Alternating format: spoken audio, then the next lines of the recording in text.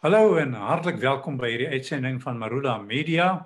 Die onderwerp van ons paneelbespreking regstreeks vandag is die vraag of die regering besig is om die ramptoestand omstandighede uit te buit vir 'n politieke gewin. Nou ons het 'n interessante paneel saam met ons vandag. Dit is Teens Elof. Hy is 'n onafhanklike kommentator en voormalige fisiekanselier van die Noordwes Universiteit. Dan het ons ook vir professor Koos Malan. Hy is 'n professor in publieke reg aan die Universiteit van Pretoria en dan Jan Huber, 'n politieke joernalis. Julle kan ook deelneem aan ons gesprek deur in te skryf vir ons met vrae of kortlikse kommentaar te gee en dan sal ons vra vir die paneel om te reageer daarop. So kom ons begin eers by hierdie hele kwessie van wat is 'n ramptoestand? Wat is 'n noodtoestand? Wat is die verskil tussen die twee? Professor? Ja, Freek, goeiemôre en goeiemôre luisteraars en kykers. Die definisie, die omskrywing van 'n ramptoestand is inderdaad baie breed in die wetgewing en 'n mens kan dit min of meer so opsom. Dit is eintlik enige iets kort van 'n noodtoestand. Nou dit is nou om 'n swak antwoord te gee. Derhalwe moet ons eintlik by 'n noodtoestand begin. 'n Noodtoestand waarvoor voorsiening gemaak word dat hy afgekondig kan word kragtens artikel 37 van die Grondwet, gelees saam met die betrokke wetgewing wat daarvoor voorsiening maak, het eintlik betrekking op iets soos 'n toestand van nasionale veiligheid wat ernstig bedreig word. Dit sal byvoorbeeld 'n oorlogtoestand wees as gevolg waarvan die normale vorm van die regering nie kan voortduur nie en op 'n krisiswyse die uitvoerende gesag moet ingryp met byvoorbeeld die polisie, maar meer bepaald met die weermag ten einde die nasionale noodtoestand te oorkom. Met ander woorde eintlik 'n oorlogssituasie te kan hanteer.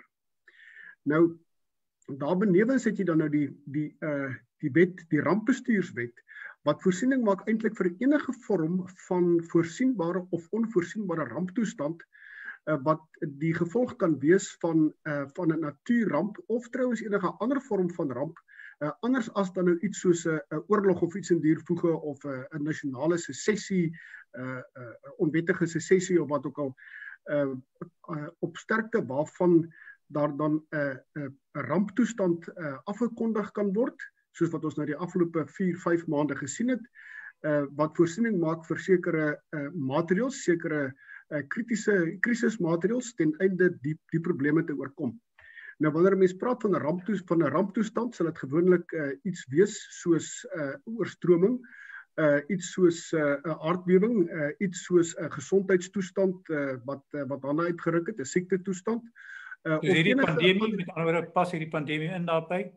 Ja, nee, ek dink dit sal aanpas daarbey, alhoewel dit baie duidelik is dat die soort van krisis wat veroorsaak is vanweë die pandemie, klaarblyklik nie iets wat voorsien is deur die wet nie. Mens kan niemand daarvoor verkwalik as dit ware nie, want jy kan uit die aard van die saak nie alle moontlike krisisse in die vooruitsig stel en visualiseer nie.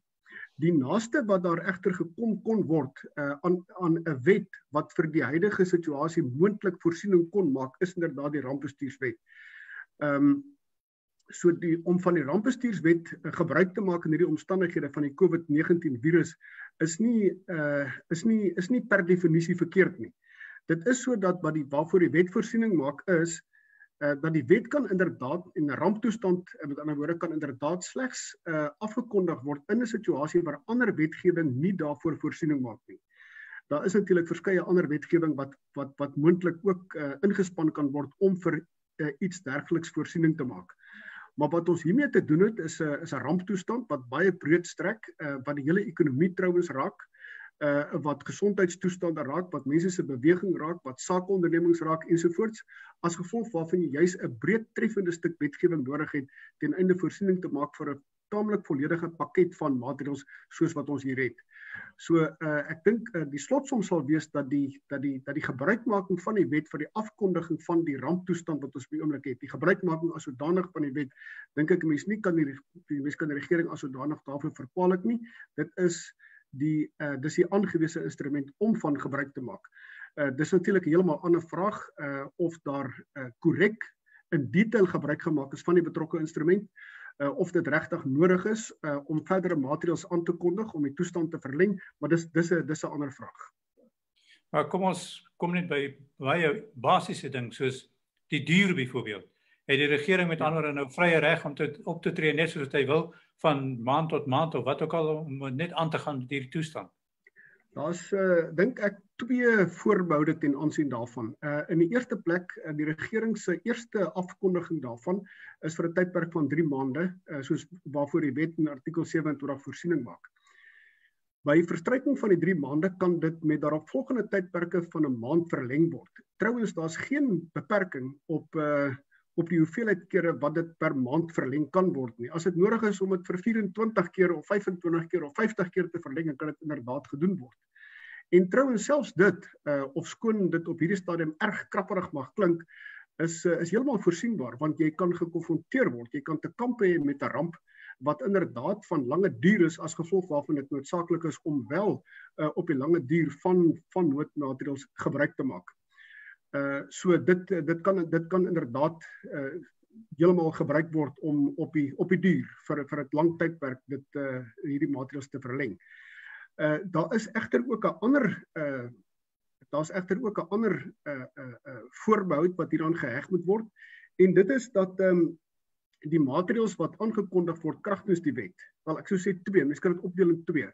As dit blyk dat ander wetgewing wat 'n meer beperkte trefwyte is, moontlik meer dienstig mag wees as hierdie wydtreffende wet, dan kan die besluit van die regering om van hierdie wydtreffende wet gebruik te maak moontlik aangeveg word. Alhoewel dit baie moeilik sal wees om dit byvoorbeeld in 'n hof af te dwing en die hof se in 'n hof die regering se besluit om van die wet gebruik te maak te betwis, vir die doeteenvoudige rede dat 'n hof baie teesinnig sal wees om in 'n beleidsbesluit ten aansien waarvan 'n hof uit die aard van die saak min kennis dra in te gryp en te sê dat hy gaan die regering tot orde roep en dit nie doen nie. Die tweede voorbehou is dat die maatreëls wat kragtens die wet aangekondig word, kragtens 'n ramptoestand aangekondig word, moet maatreëls wees wat vir 'n bepaalde oogmerk is, naamlik byvoorbeeld om die publiek te dien in die breë, dit moet die publiek in den brede dien. In die tweede plek moet dit wees om die publiek te beskerm teen moontlike ontwrigting en in die algemeen tot die voordeel van die Suid-Afrikaanse publiek op te tree.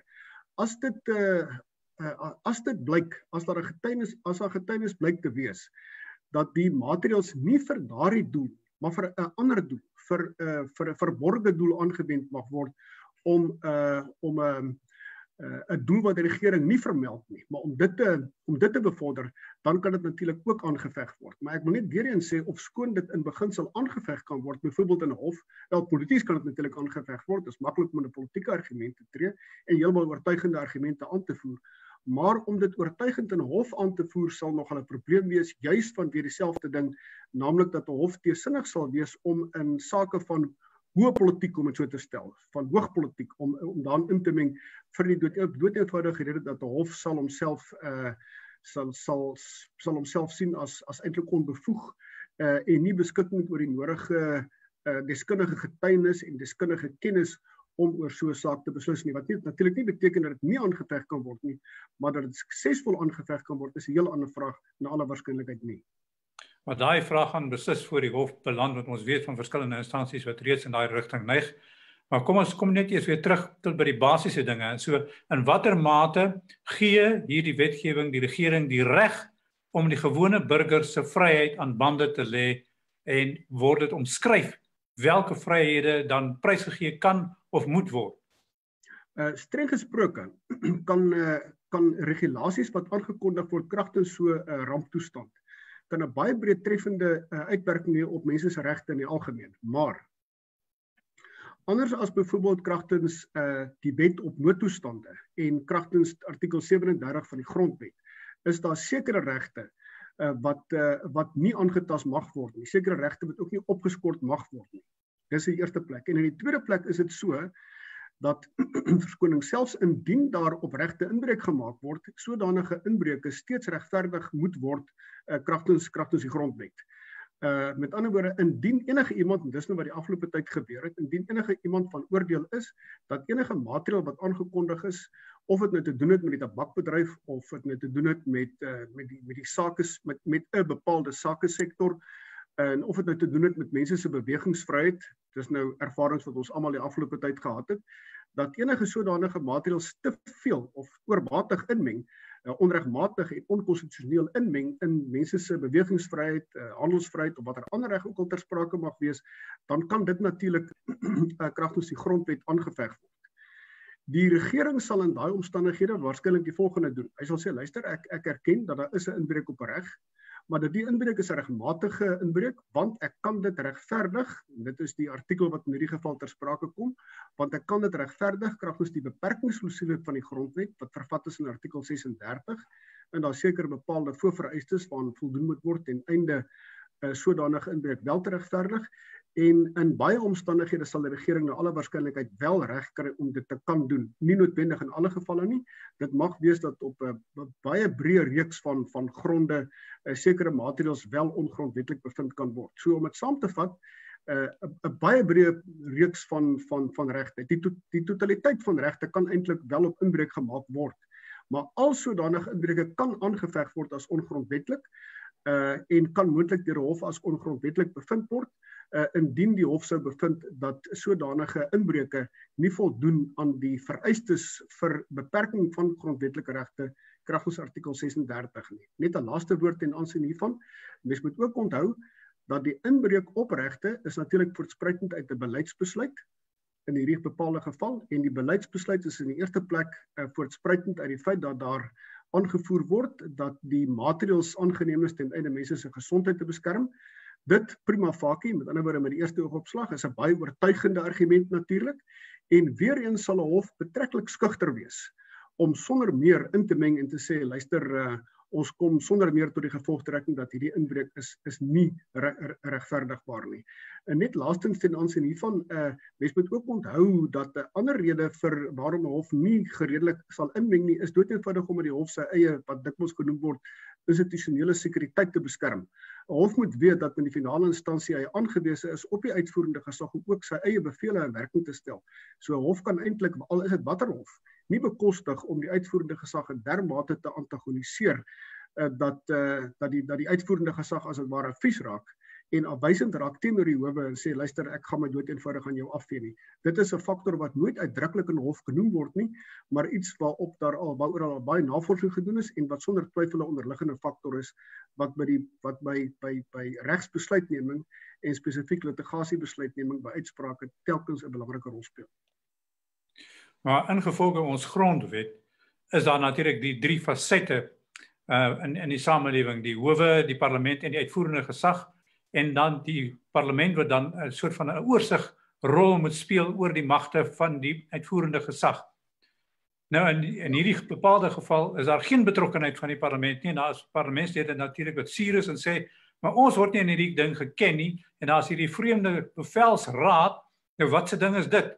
Dit word nêrens in 'n wet omskryf nie, en hoe word dit beperk? Heeltemal korrek. Net eerstens wat betref die bevelsraad. Dit is heeltemal korrek so, en my kollegas sal hulle self met groter kundigheid hieroor kan uitlaat as ek self. Die begrip bevelsraad figureer nêrens in die wet nie.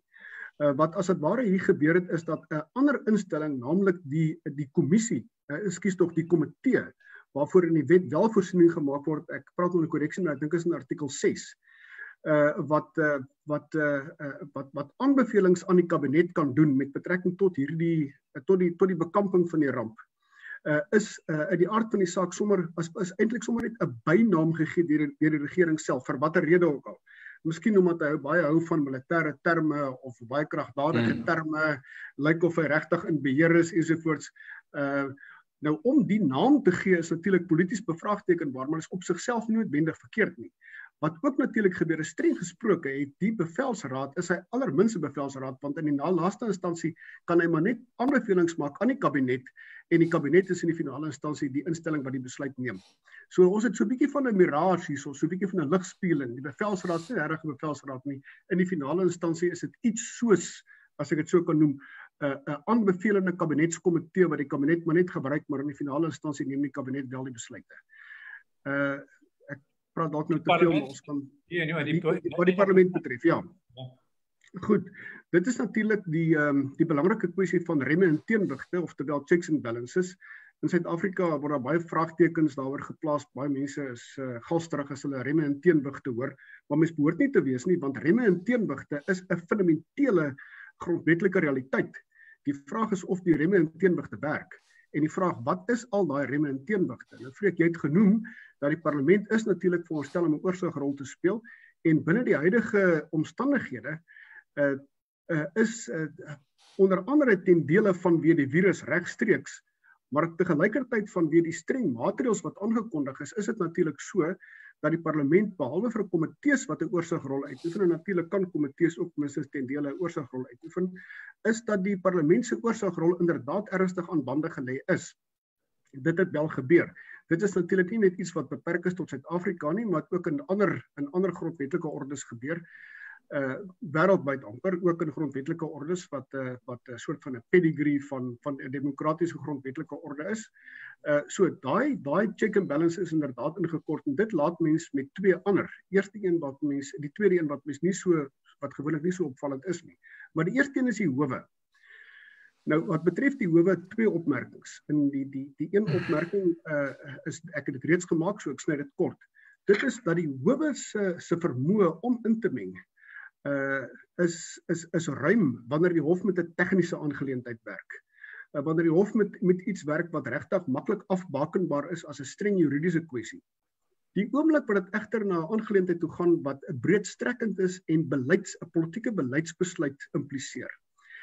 Of wanneer dit deskundige getuienis en deskundige kennis veronderstel, waaroor die hof in die finale instansie nie beskik nie. Die hof is in die finale instansie 'n klein aantal mense wat slegs beskik oor hopelik 'n klompie regskennis en wat as gevolg daarvan doeteenvoudig swak geposisioneer is om hieroor besluite te kan neem. En dit lei gewoonlik, en is nie verkeerd nie, tot 'n soort van 'n terughoudendheid van die hof by sodanige aangeleenthede. Dus ek sê tensy dit klaarblyklik 'n regsaangeleentheid is en die hof gemaklik is en selfvertroue het om daaroor te beslis. Maar die tweede faktor wat mens ook in ag moet neem, en ons kan 'n klomp voorbeelde daaroor noem, en dit het trouwens gedurende hierdie afgelope tyd ook gebeur, is dat wanneer, en dis 'n baie interessante kwessie, wanneer jy te doen het met spesifiek 'n politieke aangeleentheid wat uiteindelik voor die hof dien, 'n politieke aangeleentheid en meer bepaald ook 'n ideologiese aangeleentheid, wat tot die basis gaan, tot die wortel gaan van die regering se die regerende party se eie ideologiese vertrekpunte. Het jy die verskynsel, en dit is nou 'n oënskynlik aanvegbare ding om te sê, jy die volgende.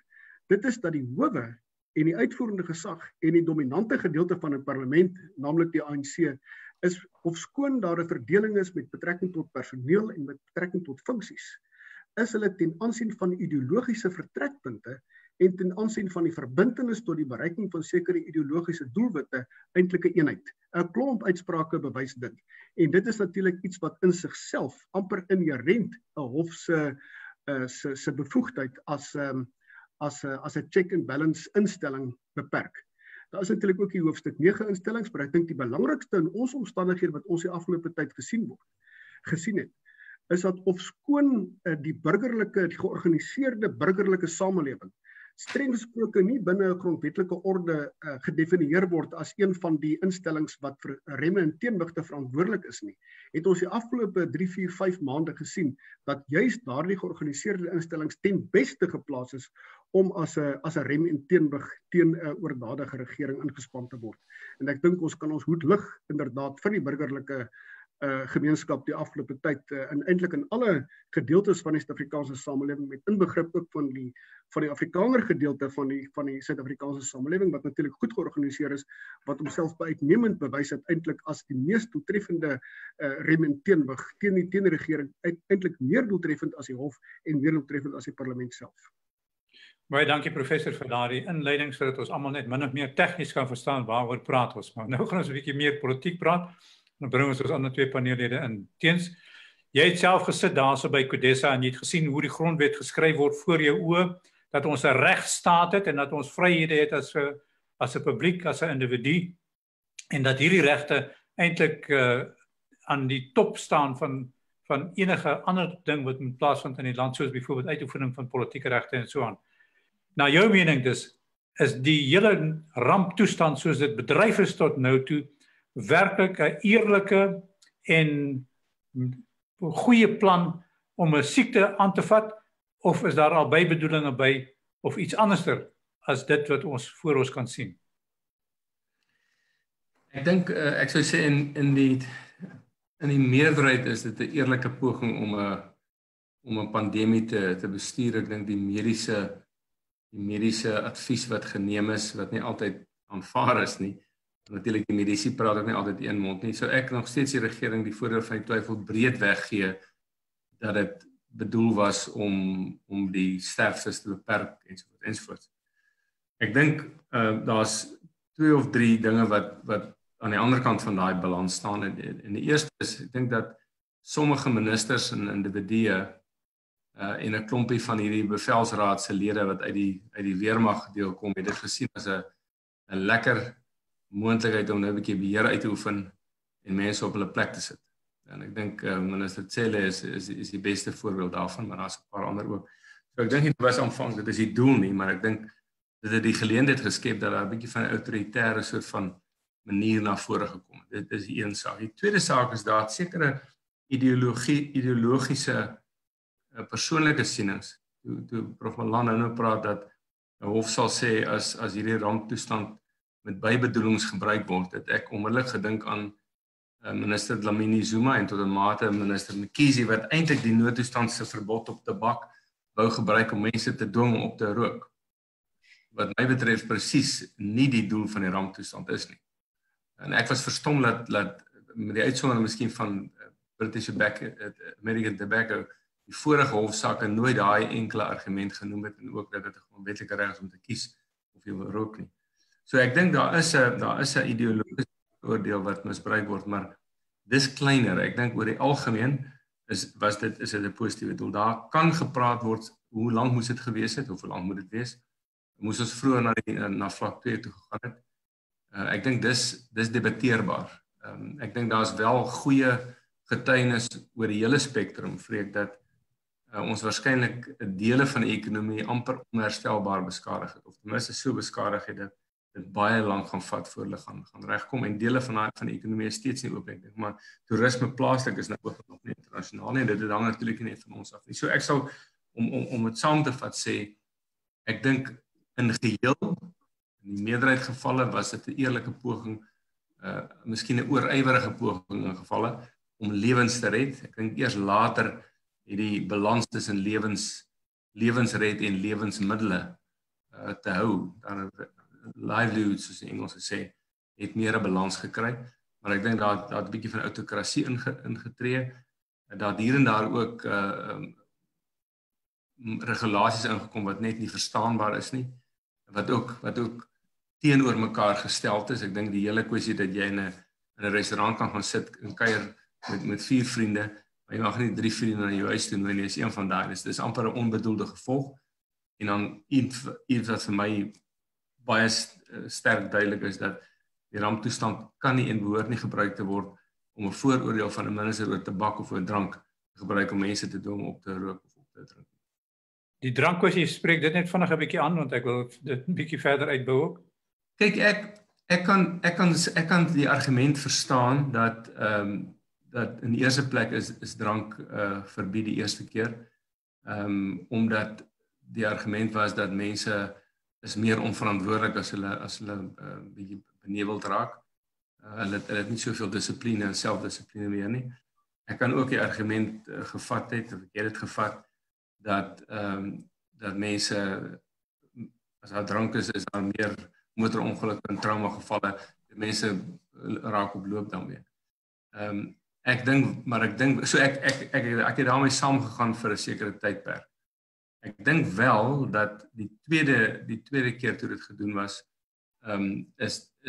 kon ek verstaan dat hulle sê, maar ons wil meer hospitaalbedde sê om reg te kom. Maar die vraag wat ek het, is daar regtig, en ek dink nie so nie, navorsing gedoen oor, kon mense op 'n ander manier die drankverbod toegepas het. Ek dink nou maar daaraan dat as mense in 'n restaurant sou byvoorbeeld 'n drankie drink en wat hy nie mag huis toe vat nie, dan skakel jy 'n groot deel van daai probleme van huismoles en so beens oop. En ek dink ek dink die probleem hier, vreek, en dit is nou miskien nie 'n politieke korrekte ding om te sê nie, en daarom sal ek baie versigtig sê, dat ons samelewing bestaan uit diverse groepe, en dat party van die groepe is baie duideliker meer geneig volgens die regering om drank te misbruik en wat lei tot om vrouens te slaan. En ek praat nie hier van rasse nie, ek praat van afdelings van enige gemeenskap.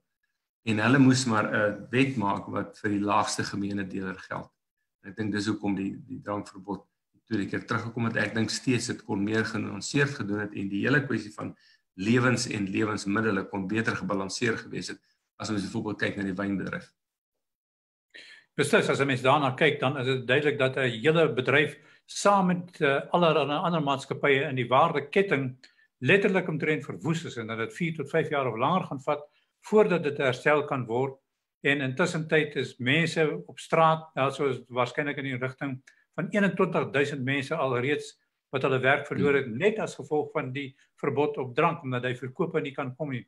Daar's geen begrip van die kant in terme van hoe werk hierdie waardeketting en wat is die invloed van die een op die ander, en die gevolglike ding is dat 'n ongelooflike effek uitgerol is wat mense eintlik nie meer die reg op werk en 'n bestaan gee nie. En dit tog is te erg. Kyk, die ding van die waardeketting, ek het nou onlangs 'n artikel geskryf, ek vermoed dat bittermin indien enige minister of DG, en definitief die party van die ouens op die National Command Central Criminal Council, het geen begrip van wat is 'n waardeketting, wat is afstroom en wat is opstroom nie. Een van die voorbeelde wat ek onlangs gehoor het is dat die hele glasvervaardigingsbedryf in Suid-Afrika loop gevaar om toe te maak, want hulle het vir te lank baie min, en dit gaan nie net oor drank nie, dit beteken as jy nou dink, as ons met glas invoer, omdat daai hele bedryf toegemaak het as gevolg van die alkoholverbod, dan sien mense hier was nie genoeg gedink oor die hele kwessie van 'n waardeketting en begrip daaroor. En die ander ding wat ek dink ons politici nie verstaan nie, selfs die wat in korporasies gewerk het soos ons president, dit as jy in 'n korporasie sit, dan sit jy daar bo, jy is voorsitter van 'n direksie, maar hoe dit op die grond gaan, hoe die hoenders geslag word, hoe die goud uitgehaal word, dit verstaan hulle nie. So hoe 'n besigheid, groot of klein, met kontantvloei. Ek dink die ouens dink, man, maak jou besigheid toe, ons gee vir jou 'n paar sent elke maand, en daarna maak jy die besigheid weer oop. Hulle verstaan nie dat daar 'n klomp faktore is, dit maak dat party mense gewoon hulle spaargeld opgebruik het, dat hulle nie weer die besigheid sou kan oopmaak nie. En dis my gevaar. Die gevaar is nie die groot korporasies wat weer mense in diens sal neem nie. Die gevaar is die middel- en klein saakorganisasies wat letterlik hulle laaste spaargeld gebruik het en nie weer die geld sal hê of die geld sal kry om 'n besigheid te begin. Dis waar die ekonomiese skade lê vir die volgende 4-5 jaar. Jan, en van jou kant af, dink jy het enige iets al gesien, gehoor of te wete van gekom dat die ANC en of die regering maatreëls uitbuit vir politieke gewin? Maar verseker, Fred. Nee, kyk, dit word uiteraard uitgebuit en ons kyk na die kwessie van kospakkies. Daar is geen ander partye wie se raadslede daarvan beskuldig staan dat hulle kospakkies kaap wat op pad is na arme mense toe nie. En ek dink, jy weet, 'n politieke party, die bestaan maar uit mense, en mense is tot die sonde geneig. Ek meen, Teens is die meer teologiese ou hierso, maar ek dink hy sal met my saamstem. Baie mooi kalvinistiese opmerking, Jan. Daar sê. So, en party mense is sondaars wat baie hard probeer, en party mense is sondaars wat nie baie hard probeer nie. En baie van die sondaars wat nie baie hard probeer nie, sit in die ANC, en nou het hulle die vermoë om te vat wat hulle wil hê. En as jy nou kyk daarna, dan sien jy byvoorbeeld wat Teens Elof uitgewys het, naamlik dat wat waardeketting en daardie tipe bestuur betref en ondernemings, kon onthou so 'n paar jaar terug toe die regering een van hulle nuwe planne, moenie julle oorrol nie, aangekondig om hierdie keer klein sake ontwikkeling te help. En die ding is nie vreeslik goed ontvang nie, om dit nou lig te stel. Dit is 'n bietjie geklink soos 'n resensie van 'n Madonna rolprent. En toe het 'n klomp van ons wat in die parlement werk gevra om tog te kom kyk daarna, en hulle sal nou vir ons mooi verduidelik. En ek het die ding deurgelees en vir die mense gevra, dis 'n plan vir klein sake ontwikkeling, maar is daar enige iemand wat hieraan gewerk het, want daar was 'n lys van mense wat al ooit 'n klein sake onderneming bedryf het? En die eerlike antwoord was nee. So ek dink dit wys. En dan wat professor Malan aanbetref en al die punte, ek dink dis die hele probleem met hierdie sogenaamde Command Council of Bevelsraad, is dat daar nêrens in ons wetgewing of grondwet vir so iets voorsiening gemaak word nie. So, dit was soos 'n kabinetskomitee, maar dit was nie 'n kabinetskomitee nie. En dit het beteken dat daar nie altyd, dink ek, regsgeldigheid was aan die besluite wat geneem is nie. Daar was 'n mate van afdwing daarop, want daar was 'n swaardmag. Maar dis hoekom die regering elke keer ingee wanneer iemand hulle met 'n behoorlike saak hof toe vat. Hulle is so bekommerd. Wat sou byvoorbeeld gebeur het as die Wes-Kaapse provinsie geweier het om na een van die vlakke af te beweeg? Ons weet nie, maar elke keer wat hulle gedreig het om dit te doen, het die regering ingegee. So ek dink ons sit in 'n interessante situasie waar ek bly is British American Tobacco neem hulle hofsaak verder, selfs nou dat daar eintlik nie meer onmiddellike nut daarvoor is nie, want die tabakverbod is opgehef, want hier was definitief, en dis om terug te kom by jou vraag, Freek, geweldige magsmisbruik van die regerende party, die staat en die ANC as sulks, as 'n politieke party ook. En dit is baie belangrik dat ons nie 'n herhaling daarvan kry nie. Dit is hoekom party van hierdie hofsaake aangaan, selfs al het die omstandighede verbeter. Maar dan is die ander vraag, in hoe mate is daar faksies binne die ANC wat in een of ander rigting trek, verskillende rigtings, en wat die toepassing dan van die maatreëls moeiliker maak, en terselfdertyd natuurlik 'n ideologiese soort van glans aan van hierdie dinge gee. Wat is jou interpretasie van hierdie faksie? Is dit werklik so, of is dit nou maar net lekker politieke geskrywerry deur joernaliste soos jy? Ek sê, dis nie lekker om te skryf daaroor as daar beleidsonsekerheid is nie, want dan moet jy dit môre oorskryf en dan lyk dit of jy die oues wat die fout gemaak het. So bloot uit 'n selfsugtige hoek uit is dit nie lekker as daar nie konsekwentheid is nie, en daar was nie konsekwentheid nie. Maar is ongelukkig nie net lekker politieke skrywery nie, dit het aan mense se sakke en aan hulle lewens gevat, en die eerste voorbeeld wat my opval is die verskillende interpretasie wat ekonomiese hulp betref van die tesourie en die minister van Finansies, Tito Mboweni aan die een kant, en die minister van Kleinsakeontwikkeling, minister van Toerisme aan die ander kant. Die ministers van Kleinsakeontwikkeling en Toerisme het verkies om 'n ras onderskeid te tref tussen wie gehelp word en wie nie. En dit het geweldig baie mense uit werk uitgestel. Byvoorbeeld, as jy sê nou maar 'n restaurant het, gestel, en ek praat hier van 'n Bolandse voorbeeld wat ek ken, jy het 3 restaurante en jy het 60 mense in diens wat almal bruin of swart is en almal die enigste broodwinners in jou in hulle gesinne is. En jy het hulle spesifiek so gekies want jy wil jou gemeenskap help. Maar jy self wat die eienaar is wit. Dan gaan 60 mense uit diens gestel word omdat jy wit is, want die ministers van Kleinsakeontwikkeling en van Toerisme die dink 'n eienaar is 'n onderneming. Maar as jy swart is en jy 10 ander mense in diens, maak nie saak wat hulle ras is nie, dan kry jy wel regeringshulp. So daar skeef getrek daar. Aan die ander kant het jy 'n minister van Finansies wat sê nee, daar moenie 'n rasonderskeid wees nie, want hierdie is 'n ekonomiese kwessie en armoede ken geen kleur nie. Nou uiteindelik het die minister van Finansies gewen. Mense sal sien dat die uiteindelike hulp wat aan klein sake gegee word, die word aan die tesourie toevertrou. Dis weggeneem by kleinsakeontwikkeling en by toerisme. Maar daardie tipe ideologiese stryd, en nou is die 2 mense wat ek nou na verwys het ook nou maar meer geneig tot die sonde van populisme as die minister van Finansies. Daardie ideologiese stryd en daardie persoonlike stryd het nie net 'n impak op ons wat politiek skryf of diegene wat dit lees nie, want dit is nie net 'n sportwedstryd nie. Dit het 'n impak op mense se lewens en die gebrek aan eenheid en doelgerigtheid van ons regering, die regerende party en ook die regerende partye op 'n plaaslike vlak het geweldig sleg ingewerk op mense se lewensmiddels en hulle inkomstes. Miskien moet ons dan ja, Teens, jy kan mag net vinnig byvoeg. Ek weet Jan ken die EFF goed. Ek wil daaroor 'n punt maak, maar eers net voordat wat ek dink mense moet besef is dat die faksies wat binne in die ANC is en in die kabinet is, was in die verlede weet amper 'n pro-Ramaphosa en 'n pro-Zukta faksie, maar dis nou baie meer genuanceerd. Ons kan nie sê die wat drank en sigarette wil verbied is 'n Zukta faksie en die ander is nie.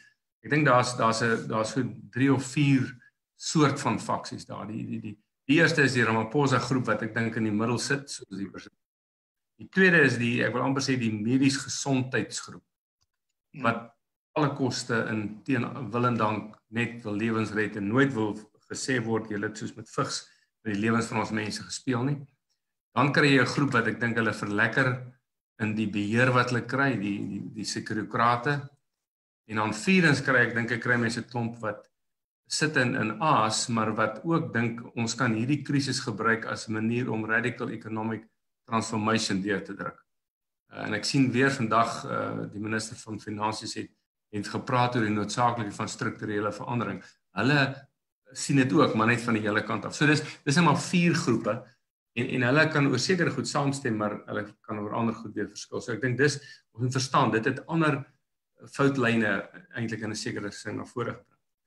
Die tweede punt wat ek wil maak is wat my opgeval het, wat COVID-19 en daarom hierdie ramptoestand gebring het, was dit het baie sterker korrupsie na vore gebring. En mense wonder amper hoekom het die gewone mense nie so opgestaan teen korrupsie toe die Zooptas gesteel het nie. Hoekom het dit nie gedoen toe die FBS-skandaal daar was? Maar toe hierdie ding gebreek, toe is dit asof die damwal breek. En ek dink dit is 'n goeie ding dat gewone ANC mense, gewone Suid-Afrikaners sê tot hier toe en nie verder. Ek dink dit is 'n goeie ding en dit is 'n gevolg van die ramptoestand. Die tweede ding is die onbevoegdheid van die regering en regeringsamptenare oor die algemeen.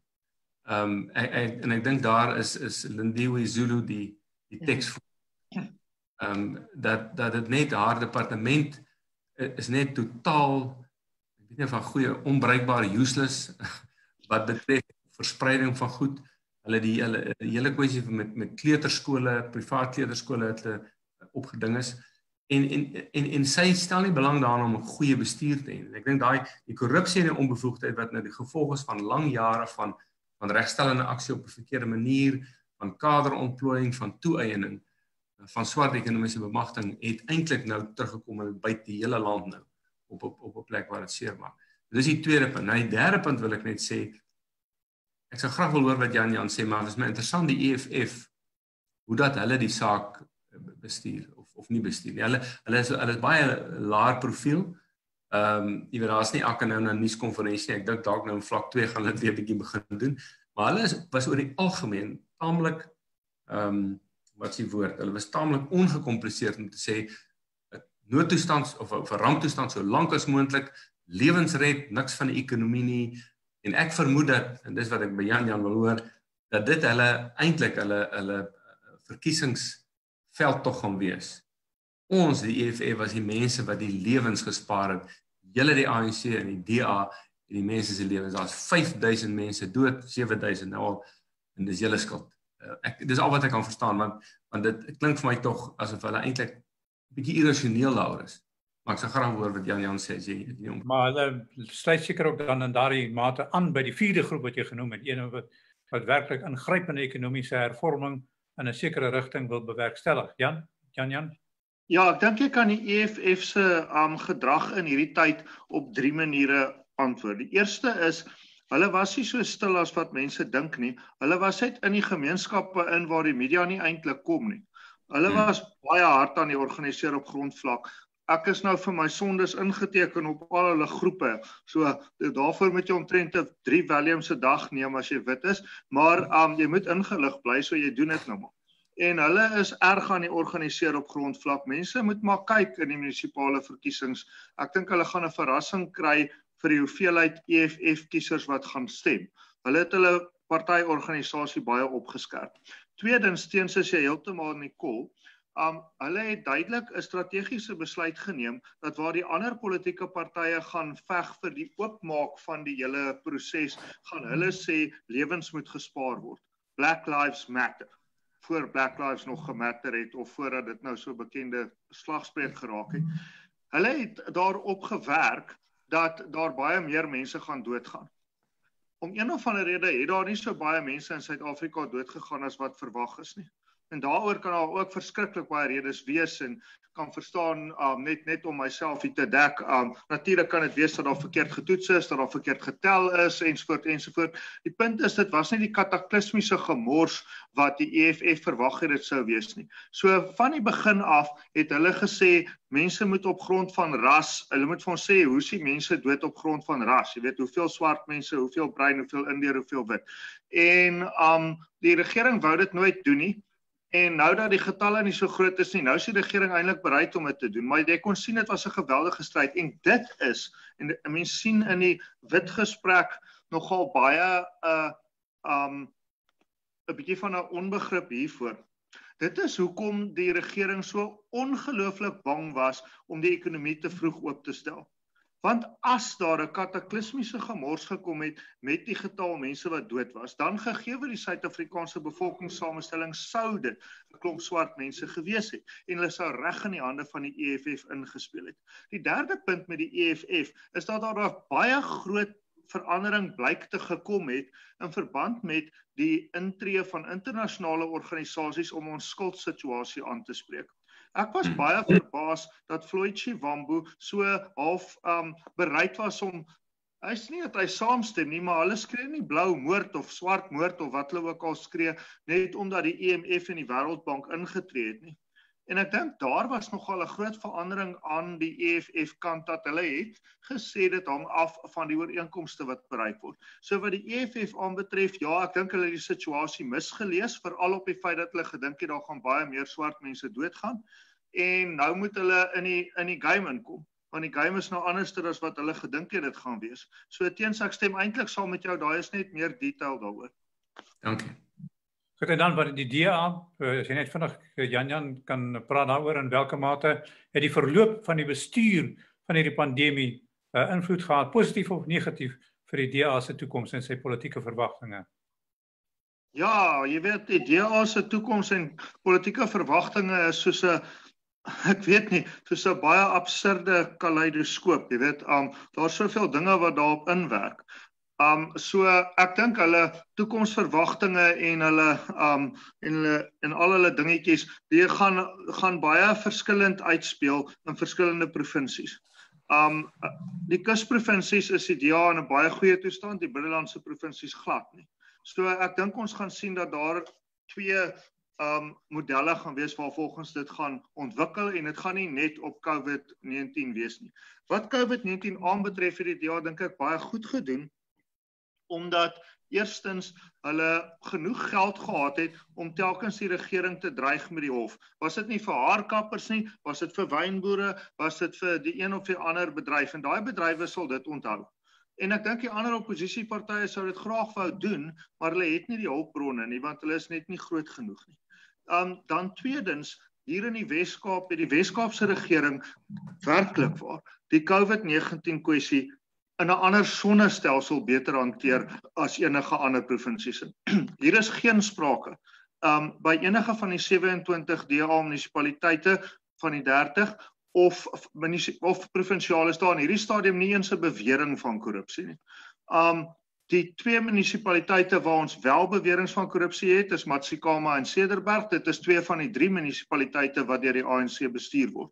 So ek dink dat die DA het weer eens sy sterkste punt bietjie kon druk, naamlik skoon regering, effektiewe regering. Sy swakpunte egter kan dit oorskadu. En dit is natuurlik die beleidsonsekerheid, die voortdurende persoonlike botsings, die nare manier waarop hulle probleme oplos ensovoort. So wanneer ek sê dat die DA goed gedoen het in COVID, weet ek nie of dit enige effek gaan hê op hulle heil polities nie. Kom ons kom dan weer terug by professor Malan. Jy het genoem in die begin van ons gesprek dat die burgerlike samelewing is 'n belangrike teenwig vir die vergryping van politici aan mag en misbruik van omstandighede. Nou as ons nou terugkyk na hierdie 4-5 maande wat ons nou al reeds deur is, dan is daar beslis foute gemaak. Wat sou jy sê nou is moontlik vir die burgerlike samelewing om werklik 'n rol te kan speel in die praktyk, het sy deur na hof toe te gaan of deur ander druk om te kyk hoe die foute wat gemaak is herstel of verander kan word? Goed, net wat betref die foute, dink ek dit is baie belangrik om die volgende in te sien. En dit is, ons werk nie hier met 'n ANC wat nou skielik 'n heel ander soort van gedierte is as die een wat ons gehad het voor die 26ste Maart nie. Dit is nog dieselfde ANC wat getuister word deur dieselfde strukturele probleme wat inderdaad na die land se grondslag as sodanig gaan. Ek dink dit is vreeslik belangrik om dit in te sien. Dit is byna asof ons gedink het veral in die begin van die krisis na die afkondiging van die ramptoestand dat ons nou met 'n heel ander soortige president te doen het en 'n heel ander soortige ANC. Dit is nie so nie. Die ANC is steeds die werklik baie ernstig korrupte wese wat hy was. En wat bevestig is in die afgelope tyd is dat wat gebeur in die afgelope tyd is dat daai korrupte aard is as dit ware bevestig. Wat ook belangrik is en ek dink teenoor daarna verwys is wat gebeur het, baie interessant, Jan kan dalk hierop kommentaar lewer, maar wat my getref vir die afgelope 2 weke is baie fascinerend om te sien hoe dat 'n politieke diskurs verloop en skielik is daar 'n ingrypende verandering.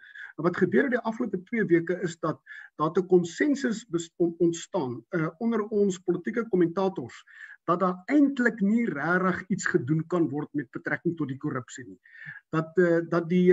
Dat ons te doen het met 'n ANC en met 'n regering wat inherënt korrup is, met 'n staat wat inherënt beduidende mate van verval getoon het en dat dit as dit ware nie omgekeer kan word nie. En dat die staatsinstellings wat daarna moet kyk nie in staat is om dit te kan doen nie. Dis doeteenvoudig oor 'n tydperk van dekade, 2 dekades is dit te veel verswak. Tweede is dat die ANC van binne doeteenvoudig te uitgehol is om iets daaromtrent te kan doen, dat daar nie wederwysydse, noem dit maar checks and balances in hulle eie geleedere is nie. En derde is dat die politieke partye, die oppositiepartye ook nie regtig in staat is om iets daaromtrent te kan doen. En dis presies in daai konteks wat die burgerlike samelewingsorganisasies sterk ter sprake kom. Nou baie belangrik in hierdie geval is die volgende. Gewoonlik dink ons aan hofaksie. Maar wat eintlik gebeur het, wat ook 'n fascinerende ding is wat hierso so in Mei, Junie posgevat het, is dat etlike burgerlike organisasies het gesê, luister, hierdie reëls wat uitgevaardig word, byvoorbeeld dat ons nie kospakkies mag versprei nie. Ons gaan nie vir julle luister in die regering, ons verset ons daarteen en ons gaan doeteenvoudig aan en ons doen dit self. Dit het organisasies ingesluit soos die NG Kerk wat nou nie sommer as 'n revolusionêre organisasie getipeer kan word nie. Dit het etlike ander gewone maatskaplike instellings ingesluit. Dit het natuurlik ook Solidariteit Helpende Hand ingesluit en so aan. Daar was natuurlik ook die taxi-bedryf wat presies dieselfde gedoen het. En dit gesê, nee, ons gaan nie wag tot die reëls verander nie. Ons gaan doeteenvoudig in gevolge ons eie reëls optree. Nou gaan ek iets sê wat waarskynlik omstrede mag wees. Ons moet net onthou, ons werk met 'n regering wat fundamenteel dieselfde ideologie het. Die ideologie hy praat van National Democratic Revolution. Vroeër, tenminste Sondag skryf 'n kollega van my, ek het nie geweet hy's 'n kollega van my nie, Maluleke van politieke wetenskap by Tikkies, dat ons het eintlik nie 'n NDR nie, ons het eintlik 'n NCR, 'n National Corruption Revolution. Wel, ek dink is nie 'n revolution, is maar net 'n practice. Hy gaan doeteenvoudig net voort.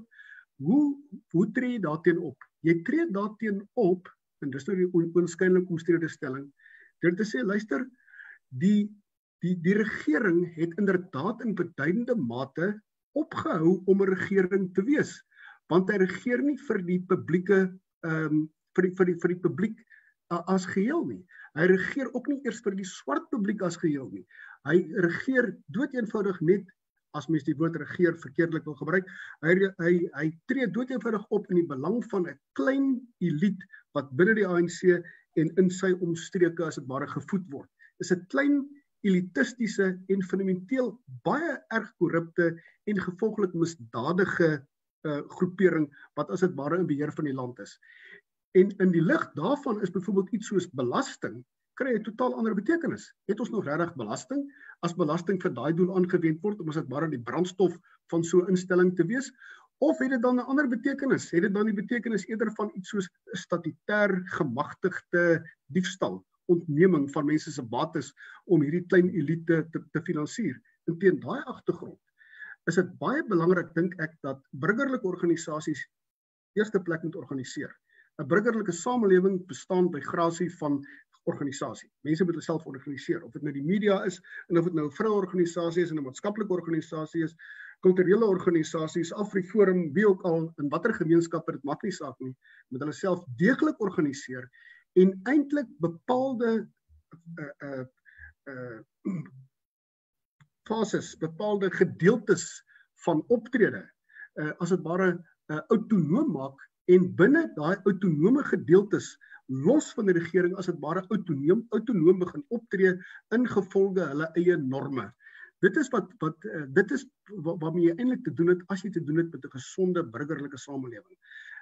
Die ANC sal dit noem burgerlike ongehoorsaamheid. Dis burgerlike ongehoorsaamheid, maar is nie dit nie. Dis meer as dit. Want ek sê jy moet nie ongehoorsaam wees nie. Dis baie belangrik om jouself in 'n sekere sin staatsbestand te maak. Die mense by Sakeliga, Piet Leroux, hulle praat van staatsbestandheid en dit is baie belangrik. Want jy moet jouself staatsbestand maak teen die National Democratic Revolution, teen transformatisme wat erg sosialisties is, baie erg daarop ingestel is aan die hand van radical economic transformation wat geruime tyd al aan die gang is en wat bates sonder behoorlike vergoeding ontneem reeds, mineraalregte, belasting ensovoorts.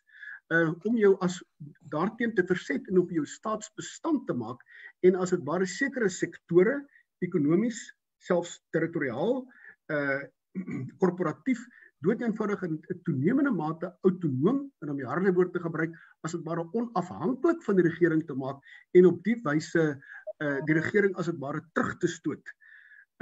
As dit ware sekere gedeeltes staatsbestand te maak ten einde die voorwaardes neer te lê eintlik vir 'n behoorlike geordende samelewing. Ek dink dit is baie belangrik.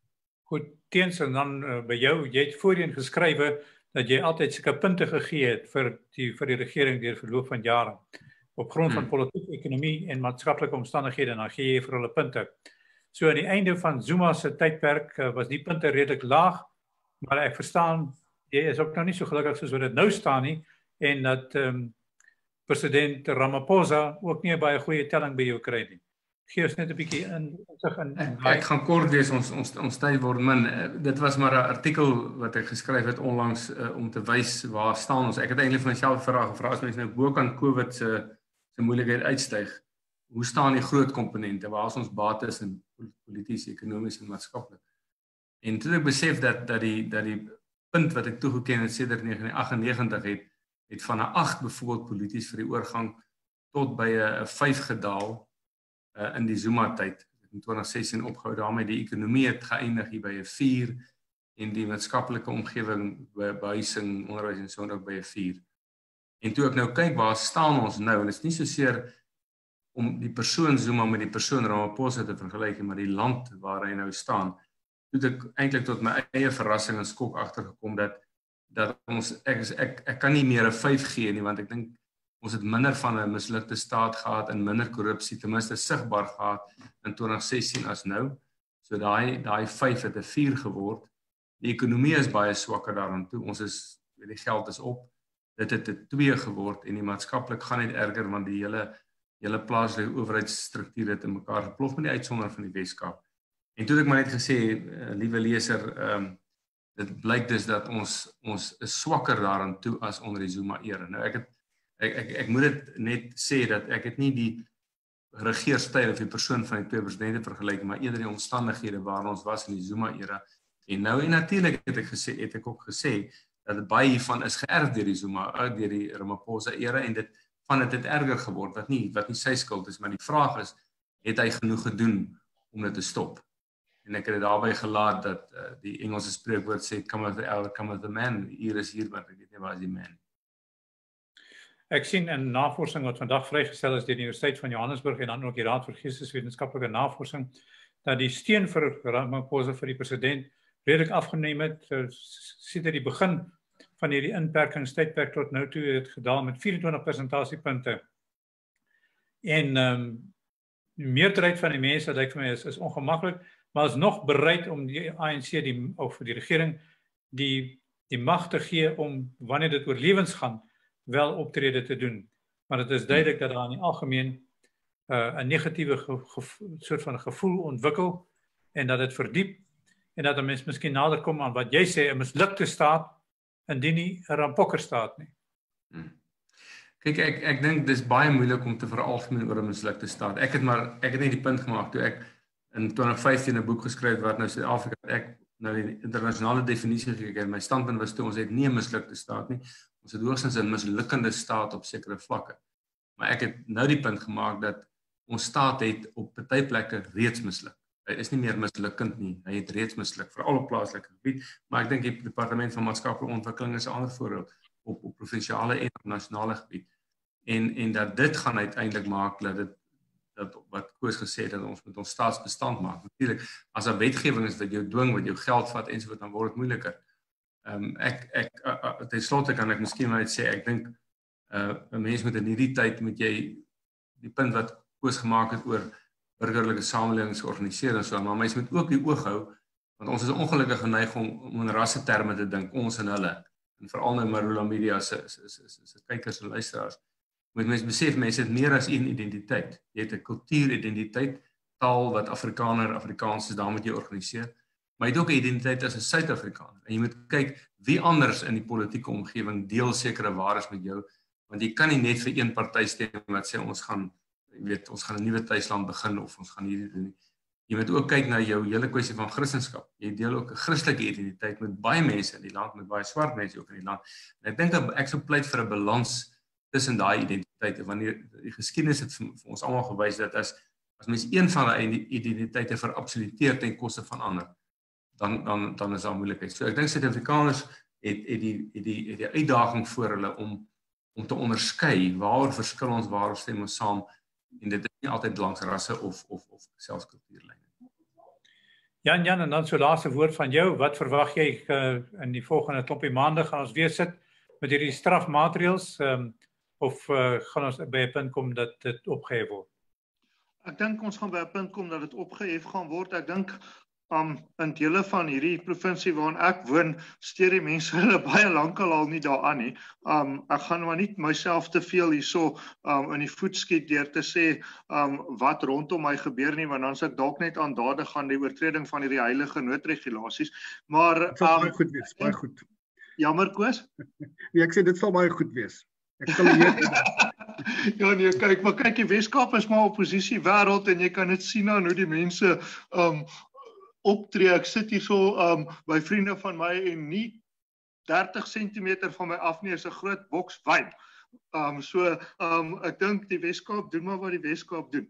En ek dink dit geld die res van die land. Suid-Afrika het 'n vermoë om na wette te luister as daai wette legitiem is en dit maar nie te doen as die wette begin belaglik raak. Wat die politiek aanbetref vorentoe, ek dink Koos het 'n baie belangrike onderskeid getref tussen die burgerlike samelewing en die formele partytetiek, en die een moet nie gedoen en die ander nagelaat word nie. Hulle werk maar saam met mekaar. Want jou ding is, burgerlike samelewingsorganisasies baie belangrik en ek hou van daai woord staatsbestand. Maar terselfdertyd kan 'n burgerlike organisasie nie 'n landsbegroting bestuur of 'n wet maak nie. So ons moet ook kyk daarmee saam dus na die formele politiek, en dis wat die punt wat jy nou gemaak het van die navorsing deur die Universiteit Johannesburg en die RGN belangrik is.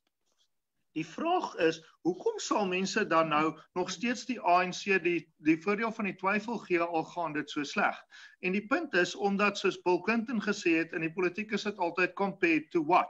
So totdat die oppositiepartye nie met iets voor in dag kom wat beter is nie en wat lyk of hy die ANC kan klop nie, met ander woorde op 'n baie moeilike vlak samewerking, gaan hulle niks reg kry nie. Vreek, kan ek stout wees en 'n vraag vir Koos ingooi? Seker man, dit kan kort wees, né, want ons is op ons einde. Dis 'n baie kort vraag. Kort vraag en 'n kort antwoord. Nee, dis 'n regsvraag.